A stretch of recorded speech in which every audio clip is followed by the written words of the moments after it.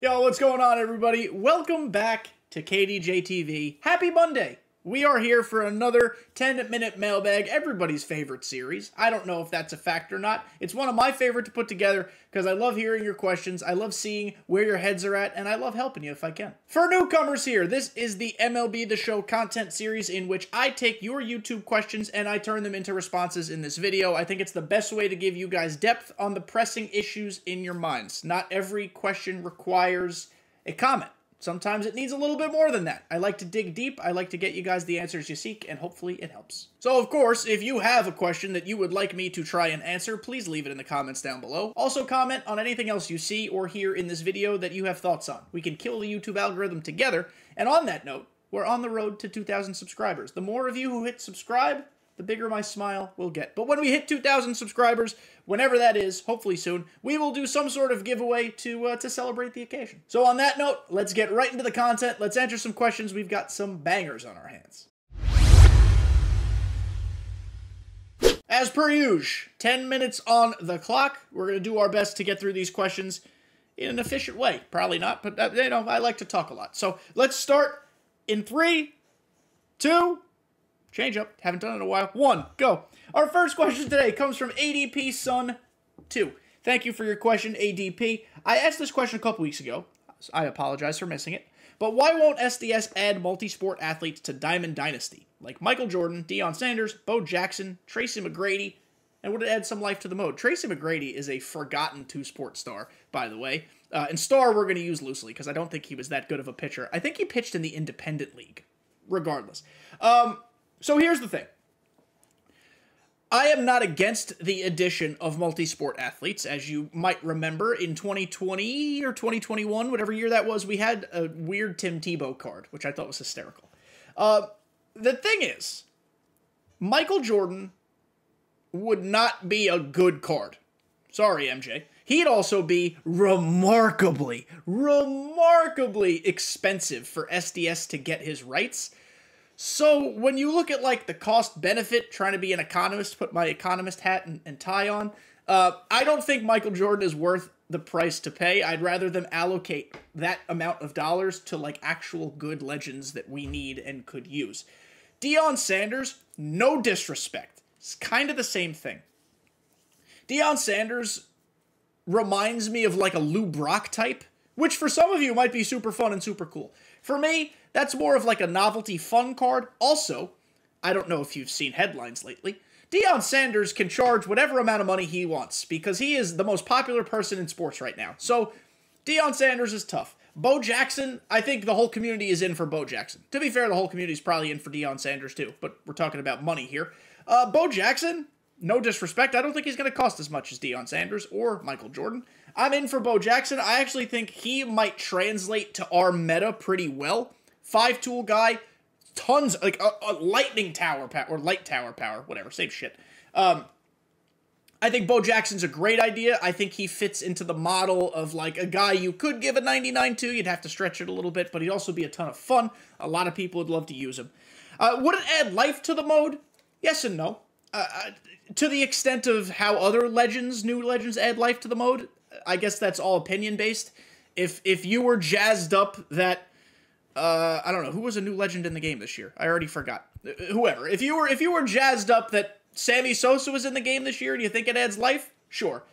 Some people might just be like, oh, cool, another legend. Let's go get him. Like, I think that's hit or miss there. But in terms of adding 2 sport stars, I'm not against it. I just think we have to reasonably look at the cost versus what we're getting from it.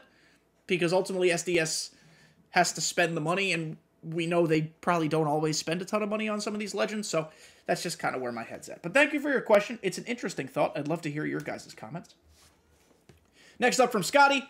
When you look at past MLB titles, what are some cards you'd like to see come back as flashback cards that are outside of the big-name OP cards? Think Topps Now, Ryan McMahon, and cards along those lines. Topps Now, Ryan McMahon was one of them. The Topps Now Andrew Velasquez from a couple years ago was actually a ton of fun to use when he was on the Yankees. The Jason Dominguez card that we got from that Polo Grounds event in like 21, that was a good card. And last year's 93 Ketel Marte. Those are some of my favorites of all time. Oh, and 90... What was the Dallas Keuchel from the Astros collection last year? That was kind of actually a fun card, too. But now, the unfortunate part of this is that all those cards are useless in today's structure of the game because Sets and Seasons eliminates the power creep. Maybe we can find a way to just create a monster that is power creep and Sets and Seasons and marry them together, and maybe there's a way to make that work. Maybe those cards are just cool for events and BR. I don't know. At one point this year, a little bit off topic, Ryan McMahon looked like a candidate for a finest card from the Rockies. I don't know who's doing well on that team. He might still be a candidate for a finest card. But the first thing I thought of was like, oh shit, that Topps Now card was so good. Imagine we get a 99 Ryan McMahon with just a little bit of juice. I don't know. He might be an F ton of fun. I'd be down to use that card. But Ketel, every Ketel card slaps. Andrew Velasquez would be cool just because he's the type of guy we don't get high diamonds of. And Jason Dominguez, what was that, a 96? A 95? I don't remember what it was rated. It played like a 99, and it felt like a 99. And boy, did that guy cover some ground in the outfield. And Dallas Keuchel was actually really good. But those would be my guys that I would choose to use. Scott, thank you as always. Moving on, Chris. I see everybody hating on this year's game, but the programs in the show 21 were for worthless cards, and they quit on 22 at this time last year. You make good points. Do you think if people paced themselves, it would be more fun? Because that's what I do, and I still enjoy the game.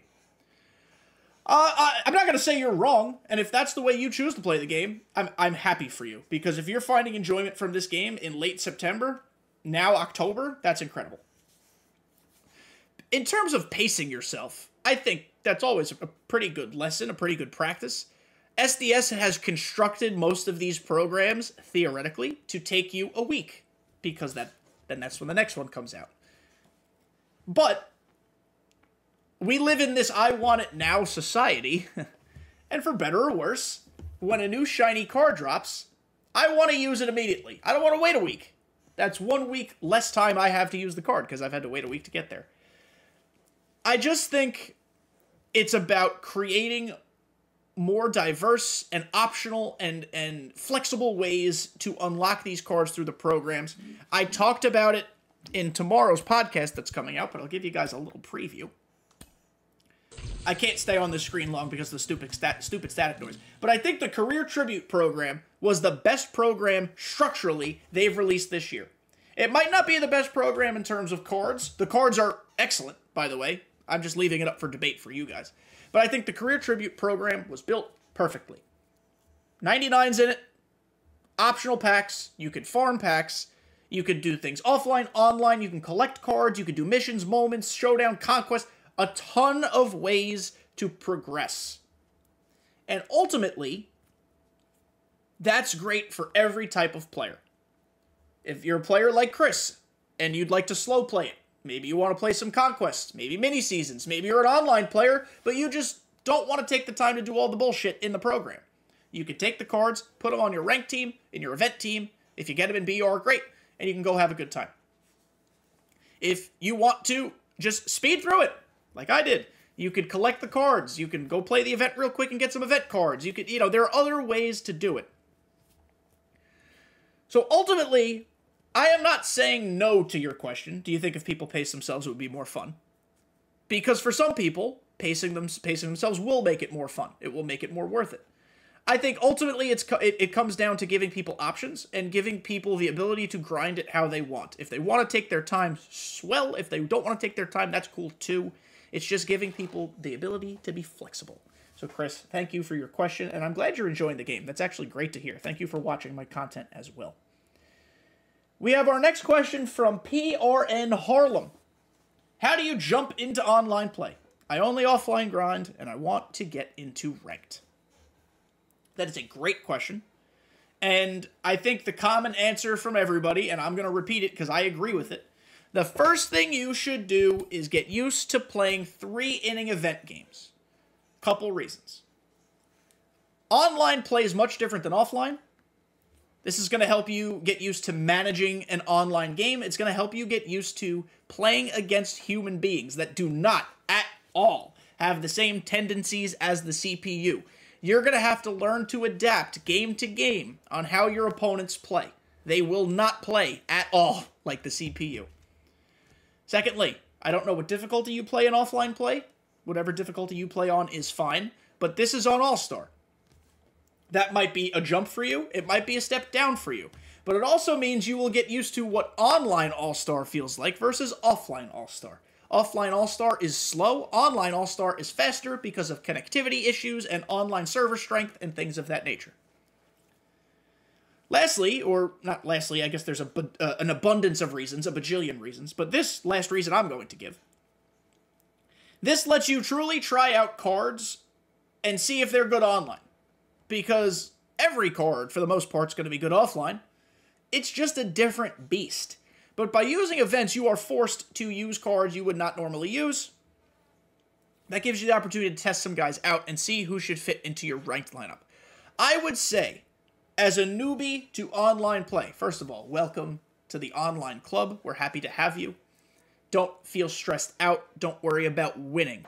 The event is the best place for you. If you win games, you get rewards. If you don't win games, no one cares. Your rank doesn't change. Your record doesn't change.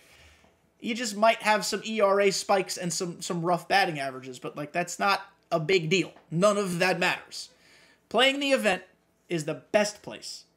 The least stressful place. The widest variety of opponents you can face. Events is the place for you. Once you feel comfortable there, take yourself into ranked, win some games, and then come here and tell me, wow, Kenny, your advice is amazing. I love you. Thank you. And that is it, everybody, for this 10-minute mailbag. Ran the gamut here with 4 very solid questions.